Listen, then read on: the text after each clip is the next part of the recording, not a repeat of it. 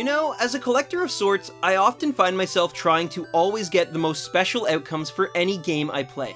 This can mean making sure I marry the best choice in Fire Emblem, obtaining the Bigoron sword and ice arrows in every playthrough of Ocarina of Time, and when it comes to Pokemon, adding a certain type of Pokemon to my team each generation. You see, ever since Generation 2, Game Freak has created certain random encounters that can only be described as winning the Poké Lottery. Originally a result of specific IV combinations, which are a whole other thing that I am not going to tackle right now, obtaining a different colored or shiny Pokemon in the wild is normally limited to a 1 in 8,192 random chance encounter. Since then, Game Freak has given trainers various ways to increase these odds, but in the end, finding one of these gifts is still often the highlight of any player's game, and it can't be overstated enough the emotions that you will feel when you accidentally stumble onto one of these different creatures. And that's the effect of shiny Pokemon in general. Whether they're as different as Hypno or as unspectacular as a Pikachu, they always feel special, and today, I'll be taking a look at my top 10 favorite shiny pocket monsters. You ready?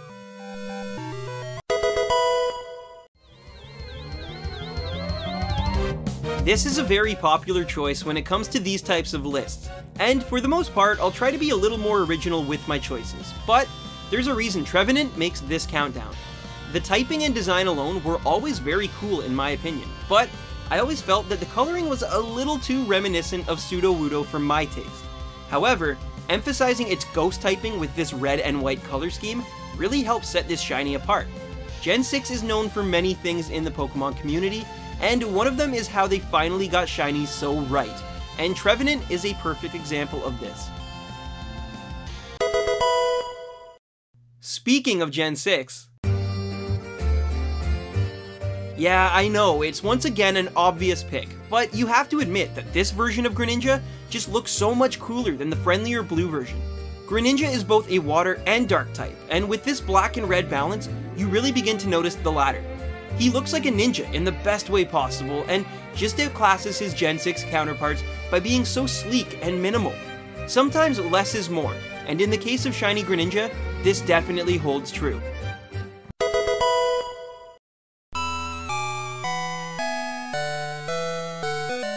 This will likely be the most controversial pick on my list, but hey, controversy creates discussion, so let's get on with my reasonings. I have no opinion of Voltorb. I'm perfectly apathetic about him and his maybe brilliant, maybe lazy design, and have never even attempted to add one to my team. But I am very familiar with the original red and white Pokeball. This logo of sorts has been a constant in my life since I can remember, and is just another iconic design in a series full of them. In fact, the Pokeball design is so familiar that seeing any variation of it immediately garners attention, and with this blue palette swap, Voltorb immediately draws gasps from anyone who sees it. I personally traded for one in my Pokemon White playthrough, and I have to say that, to this day, it was the best shiny design in terms of pure shock value. With a shiny Voltorb, you could always tell the trainers who had never even seen a different colored Pokemon before, because the shock of seeing a bright blue Pokeball with eyes was always apparent on their face. However, it really doesn't have the same impact as an Electrode. It's not the best Gen 1 shiny, but it is definitely the most jarring, and for that, shiny Voltorb makes this list. From a forgotten creature to one of the most popular, this list will hopefully keep you on your toes, and Lucario's shiny design is certainly exciting. I love the yellow fur with blue features, and this is one of the few that I have to chalk up to raw appeal. The new coloring does absolutely nothing to emphasize a typing or play into a theme or a theory. It just simply looks cool, and really stands out amongst the regular version, which is sometimes all you need from a great shiny design. I have no idea what makes me like this shiny design so much, but I can certainly try to explain it. Sigil is kind of like Voltorb in the way that it has no personal connection to me. Unlike Voltorb though, I actually enjoy the original design, it's just there's something about the warmer color scheme that I prefer. It doesn't scream psychic type, but its face is more subdued while the wings really draw you in, which is something I appreciate. I've never had one on my team, but if I ever do manage to find one in the wild, you can bet I'll be Sigil-lifted to paradise. Who is writing this script? Ampharos is not only a legitimately great electric type on any team, but also looks absolutely fabulous, rocking pink better than Kimberly herself. This is one of those designs that stands out completely from the usual form, and somehow actually makes a pink electric dragon lamb look badass.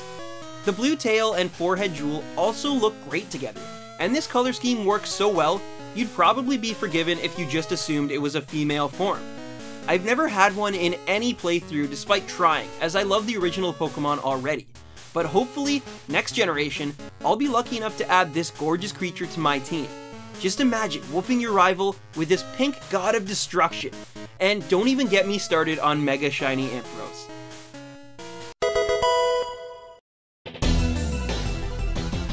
Bug types are often the laughingstock of the Pokemon metagame, and even some great additions in the past 2 generations haven't really helped this type thrive.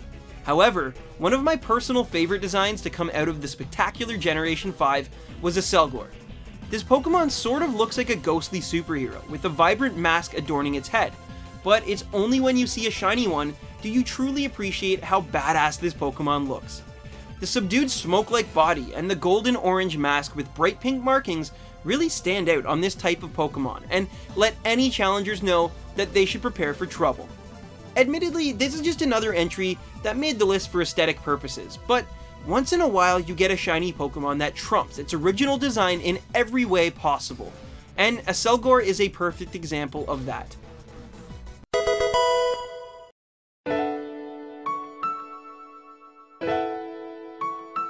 Okay, here it is, the absolute bias. But I'll actually try to explain why I believe my favorite Pokemon, Umbreon, is deserving of the number 3 spot on this list.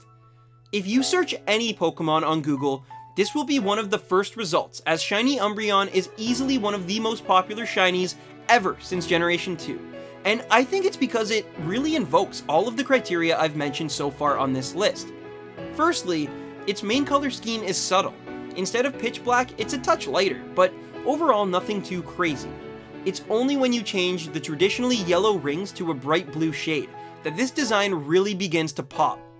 Umbreon is synonymous in the Pokemon mythos with nighttime, and I always found it really odd that they chose yellow, as it has such an association with daylight as a color. The blue rings on black fur design does away with this criticism, and the bright yellow eyes really just bring this perfect design together. Biased? Yeah, obviously, but still, I don't think anyone can disagree that Shiny Umbreon just looks so much sleeker than its regular palette, and that's good enough for number 3.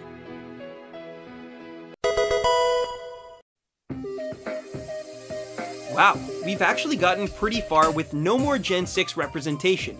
Better change that quick.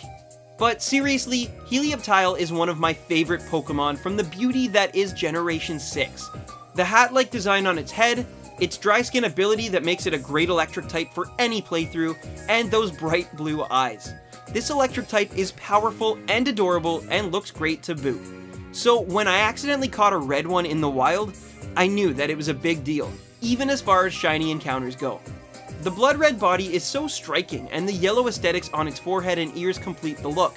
I admit that there's still possibly more bias with this pick, but to this day it's still my favorite shiny I've ever caught, and I refuse to use a Sunstone on this bold Pokemon for more than one reason.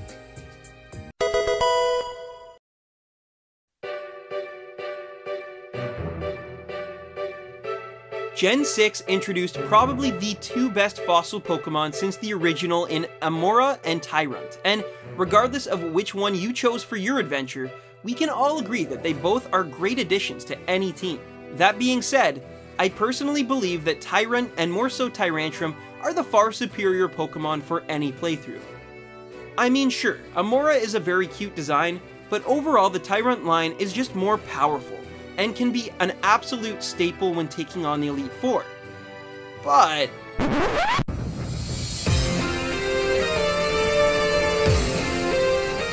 that's right, number 1 may even be more controversial than Voltorb.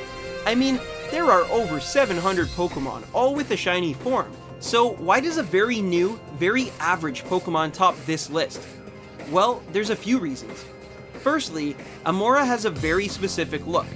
I mean, There are others who have similar elements, but overall, there's no mistaking this monster with any other. So yeah, it wins for originality. Secondly, it's an ice type, and as good as that cool blue coloring looks, there's just something absolutely fitting about that pure snow-like scheme on the shiny version that makes this the clear winner. That with the subdued blue and pink elements used sparingly make this design one of my favorites for how simple it is. And finally we have the odds. To obtain a legitimate shiny Amora, you have to either be so lucky that when you convert your fossil, you get one right away, or you'll be soft resetting for an entire day. Back in Gen 2 and Gen 3 days, obtaining a shiny Pokemon made you feel beyond special, practically original, because you could be sure that nobody else would have that specific Pokemon. It allowed you to form a special bond that has likely still lasted until the new gens with that specific Pokemon design.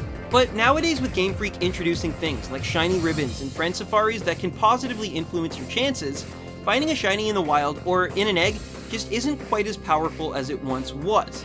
But this is why Amora is different. Not only is it one of the best designs across all 6 generations, but in each game, there's only one. You can't just run around in a friend safari until you find one.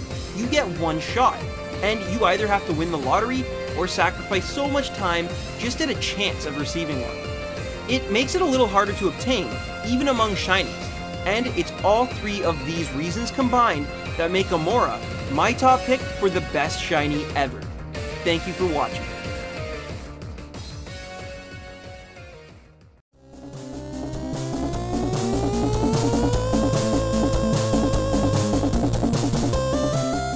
Enjoyed this video on my top 10 favorite shiny Pokemon. Did any of mine line up with yours? Have any additions you think I should have included? Let us know in the comments below. Make sure you follow us on Twitter at RandomTens if you want to get a hold of us or talk about anything Pokemon. And as always, make sure you share this video if you got any enjoyment out of it. That's the thing that helps this channel grow the most. So, thanks for watching and happy shiny hunting, baby rhinos.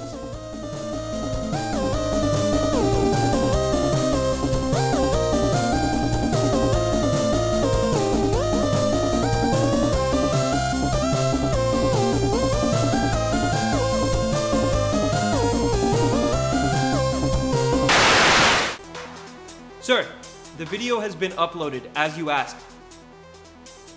Good work, Stan. Sir, do you think they'll catch on? You know, to the project in July? No, they have no idea what's about to happen. But they will.